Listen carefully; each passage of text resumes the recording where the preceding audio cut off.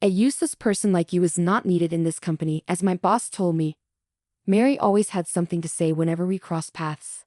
Finally, I reached my limit and put on a smile. Useless people should be fired, right? I said. Yeah, finally you understand. Mary seemed to sense something odd but believed I accepted his opinion. He quickly reverted to his arrogant demeanor and flashed a nasty grin. However, at the shareholder meeting the next day, Mary would end up kneeling before me. My name is James Smith. I'm a 41-year-old salaried employee. I grew up comfortably, but just before graduating high school, my father suddenly passed away from a stroke. Losing the family's breadwinner left my mother and me wondering what to do next.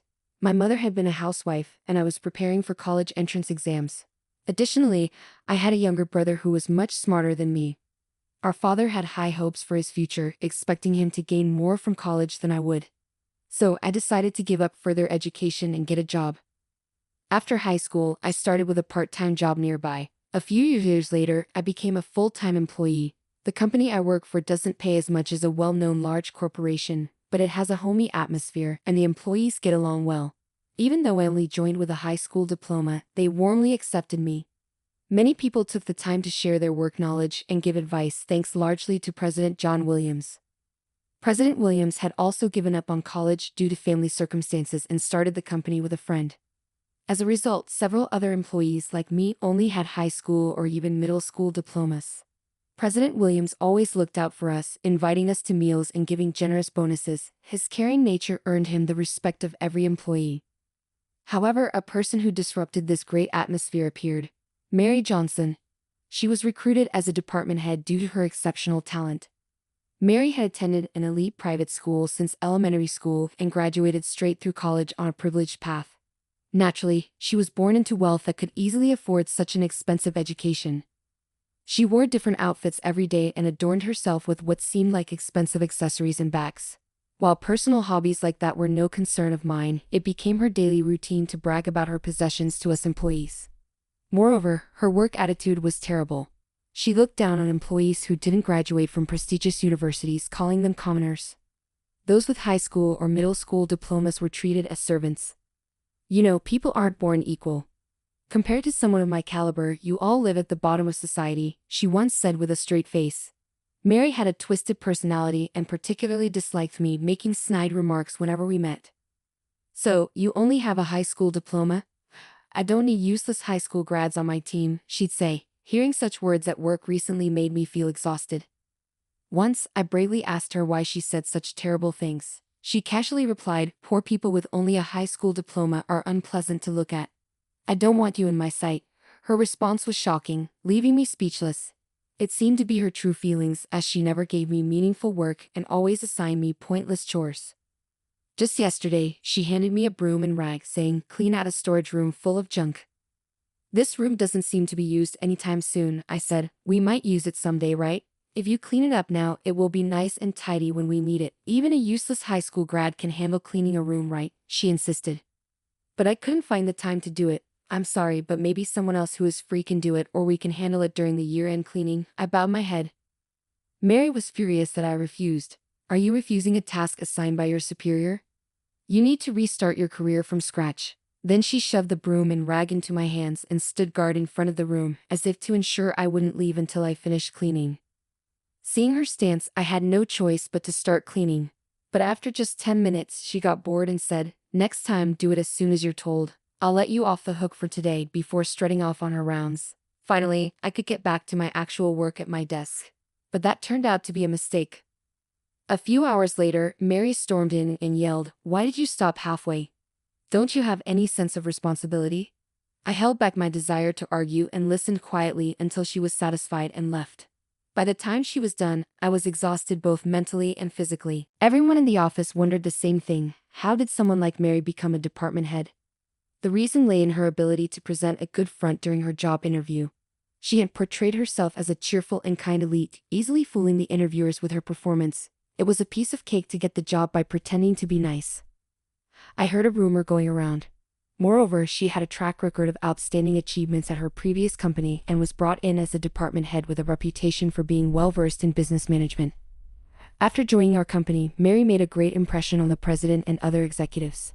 At gatherings with upper management, she was all smiles and very proactive. She became such a different person that it was hard to believe she was the same individual. Come to think of it, when Mary first arrived at our office, she seemed very nice. During her introduction, she bowed politely and said, "I'm Johnson, the new department head.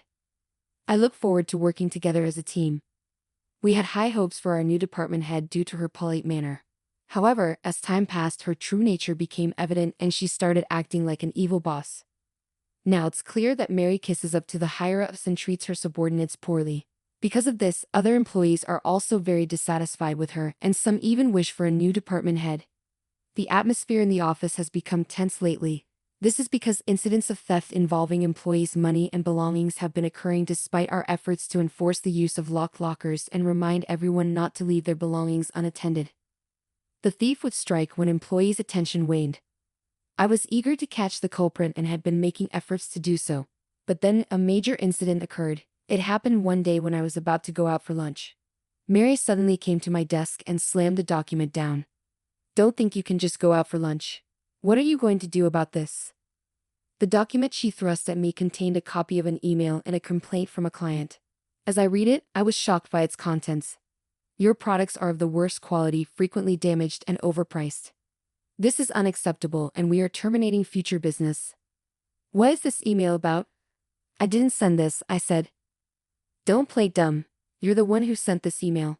The phone hasn't stopped ringing with complaints from the client. Mary was furious, her eyes blazing. But I had no memory of sending such an email. "Wait a minute, I've never seen this email, nor have I sent anything to the client." "The email address isn't even mine," I pointed out, explaining my innocence. "Everyone else handling this client is a college graduate. Only a high school grad like you would send such an offensive message." Mary insisted with unreasonable logic, looking down on me with her arms crossed. "I'm telling you, I didn't do it. Not only did you make the client angry, but you also don't even apologize. Poor people are poor in spirit too. You're not just incompetent, you're a menace to the company." Hearing this, I couldn't contain my anger any longer. Being falsely accused, told to apologize, and then insulted was too much for me to handle. Instead of backing down when she saw my anger, Mary just laughed at me. "What's with that dissatisfied look? Useless people like you aren't needed in this company. Disappear, okay." That was the last straw. I had always swallowed my anger, but this was too much. I decided then and then to use all my power to teach Mary a lesson she wouldn't forget. Facing Mary, who was still laughing, I slowly put on a smile and spoke to her. "Useless people should be fired, right?" "Yeah, finally you understand." Mary seemed to sense something strange in my attitude, but she assumed I had accepted her opinion. She quickly reverted to her arrogant demeanor and sneered at me. "Looks like you finally understand your position. It feels good to think about a useless person like you leaving." She flashed a cold smile at me. Whenever she saw me after that, she made sure to say things like, "It's refreshing not having a nuisance around," or "I'm glad to be free from babysitting an incompetent employee." But I wasn't bothered at all. In fact, I could barely contain my laughter, knowing how clueless she was. The next day, our company held its shareholder meeting. I had to attend, so I went to the venue. As soon as I entered, Mary spotted me. She stormed over with an angry expression. "Why is a lowly employee like you showing up at the shareholder meeting? You probably don't know, but this meeting is for insiders only. Regular employees aren't invited." I was told to be here. I calmly stated the fact. But Mary didn't seem to hear a word I said. "I sent an email to everyone yesterday saying that regular employees didn't need to attend today. It's so troublesome when incompetent and vulgar people can't even check their emails," she said, while trying to push me out to actually make me leave. "Come on, get out before you bother the president and others." "But I have business to attend to at the shareholder meeting." I was at a loss, not knowing how to leave when I was supposed to stay. "What's all this commotion?" "The shareholder meeting is about to start." I turned to see the president standing there. "Hello." Actually, I began to explain the situation, but Mary interrupted. She put on her usual polite smile reserved for the higher-ups and bowed deeply to the president. "I'm sorry, this is James Smith, and he was trying to attend the shareholder meeting without knowing his place. As his superior, was just sending him away." Hearing this, the president's expression grew more severe, his mouth twisting in displeasure. "What on earth are you talking about? You're absolutely right, Smith always behaves strangely, and I have trouble dealing with him." Mary started to proudly explain how incompetent and useless I was, but the president quickly cut her off. "No, that's not it. I was asking what on earth Mary was talking about." Mary froze, her usual confident smile turning stiff. What exactly do you mean by strange things? Do you really not understand? The president raised his eyebrows in exasperation at her response.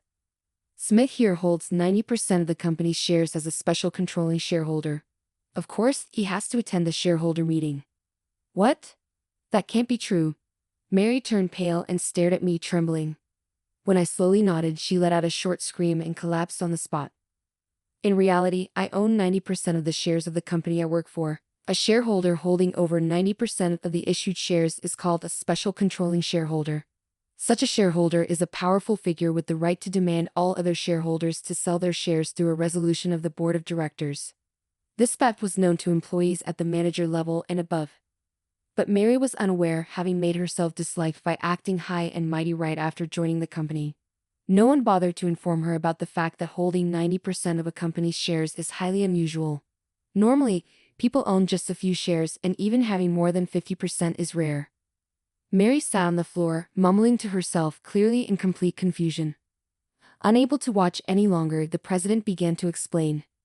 This company was actually founded by my father, who served as its president.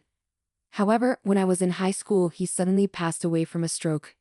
His best friend, who was the vice president at the time, took over as the president. He also arranged for me to join the company immediately after graduating from high school to groom me as the next president.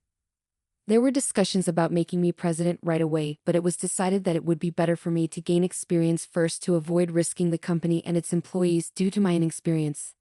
So I inherited 90% of the company's shares from my father and worked on the ground while learning management skills from the president. My smarter younger brother graduated from college and now works as the executive vice president. I'm glad to see Smith has developed into a competent leader. I'm thinking about stepping down as president, and I told you this when you joined Mary. Yeah, but Mary struggled to get up, mumbling incoherently. It seems you weren't paying attention. I just assumed he was an incompetent, low-educated person. She was clearly shocked by my true identity. Mary inadvertently let her true feelings slip and was immediately reprimanded by the president. Watch your language. A person's worth is not determined by their educational background.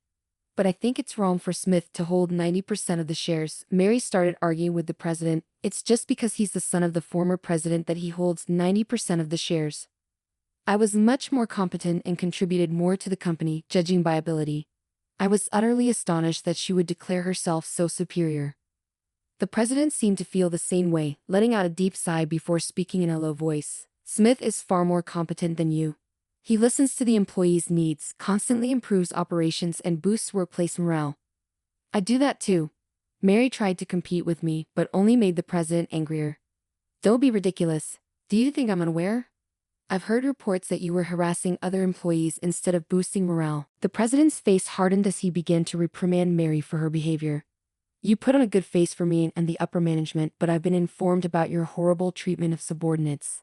Looking down on people based on their education, assigning unnecessary tasks, and disrupting their actual work. Mary continued with her weak excuses, but the president wasn't buying it. Enough. You don't need to say anything more. Besides, you are neither an executive nor a shareholder, so you don't need to attend the shareholder meeting. I already sent an email about this. What? I thought it was a mistake. I'm an extremely competent employee, right? I figured the president must have made an error in the recipient list, so I was eager to attend today. To assume the president made a mistake and then crashed a shareholder meeting showed just how brazen Mary was. The president sighed deeply and turned his back to her. Regardless, you were invited today. I'll be calling you in tomorrow, so go home for now. But I'm a highly valued department head. I'm essential for the shareholder meeting. Mary persisted, but the president sternly ordered her to leave, and she finally retreated. Watching the entire scene unfold, I was thoroughly astonished. The president was usually very gentle, treating employees like family. I had never seen him this angry, even though I had known him for a long time. This incident clearly deeply injured him. After that, the shareholder meeting concluded without further issues, and I prepared to head home. It had been a hectic day with Mary's interruption and the president's anger, so I planned to relax once I got home. Little did I know, another incident was waiting for me. As I left the venue and headed toward the taxi stand, I heard hurried footsteps behind me. I turned to see Mary sprinting toward me. She quickly caught up and stood in front of me, blocking my way, breathing heavily but grinning. Oh good, I made it in time. Why are you here? I thought you had left already. Could she have been waiting outside until the shareholder meeting was over? Mary ignored my suspicious look and started talking with a creepy smile plastered on her face. The president said he would call me in tomorrow, but I have a bad feeling about it. I thought I'd ask a favor from you, Mr. Smith. A favor? I had a bad feeling about this, and my face edged up. Mary suddenly bowed deeply. I'm sorry for everything I've said and done. I'm apologizing, so could you please say some nice things about me to the president? You're not apologizing because you feel bad, you just want to escape blame. I refuse. I firmly rejected her and tried to leave, but Mary spread her arms wide, blocking my way. She kept bowing repeatedly while holding her arms up like in a bizarre dance, attracting a lot of attention. Unfortunately, it was a busy street and the stares from passers-by were painfully obvious. When children started giggling at her, Mary finally seemed to realize how embarrassing she looked. Anyway, make sure to support me tomorrow. I'm your boss, remember? Shouting this, Mary ran off as fast as she had come. She tripped spectacularly, drawing even more attention.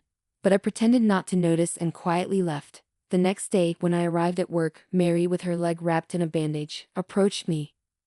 I hurt myself after I fell yesterday. I scraped my leg and got bruises. It was awful. Is that so? What a misfortune. I responded coldly. If it had been anyone else, I would have shown concern. But considering everything she had done to me, I felt no sympathy. More importantly, doesn't the president have something important to discuss with you today? I was told to go to the president's office as soon as I arrived, and since Mary was also summoned by the president, I reluctantly accompanied her. She kept complaining about her foot pain and insisted on walking slowly, which was really annoying. During all this, she never apologized to me. I felt justified in not forgiving her. As I knocked on the president's door, upon entering, we were met with the president's sternest expression yet. The moment she saw the president, Mary straightened up as if she had never been complaining about her pain. Good morning, Mr. President. What can I do for you today? If someone hadn't witnessed yesterday's argument, they might think she was a polite woman. But the president wasn't fooled and looked at her with a cold stare. It's too late to try and fix your attitude. Your punishment has already been decided. Punishment? What do you mean by punishment? Mary turned pale, but the president continued without hesitation. You are being dismissed for misconduct. We no longer need you at this company. You mean I'm fired? This punishment is too harsh. Mary tried to approach the president but stumbled due to the pain in her injured leg. The president remained unfazed and calmly continued his explanation. As for the reasons for your dismissal, first is your harassment of subordinates. I haven't harassed anyone. I admit I've been strict, but it was to train my subordinates, despite having me as a witness next to her. Mary boldly insisted on her innocence, but the president furrowed his brow deeper and pulled out a voice recorder. This voice recorder contains your abusive remarks. When did? While Mary stood in shock, the president pressed play. Her familiar nasty comments about education and job positions played back, leaving not only me and the president but even Mary herself turning pale. Did I really say all that? Both I and the other employees endured your abuse every day. Can you understand our suffering and anger? My words caused Mary to waver. I'm sorry, it was the first genuine apology I had ever heard from her. But her offenses didn't end there. The second reason for your dismissal is that you caused trouble for our clients. Just before the shareholder meeting, an investigation of our company's computers revealed that the email was sent from your computer. Do you have any explanation for this? I'm sorry I wrote that email. Faced with irrefutable evidence from the computer investigation, Mary finally conceded. Mary, who had admitted her guilt in a low voice, finally began to explain why she harassed me so persistently. I worked hard to graduate from an elite university and struggled to become a department head.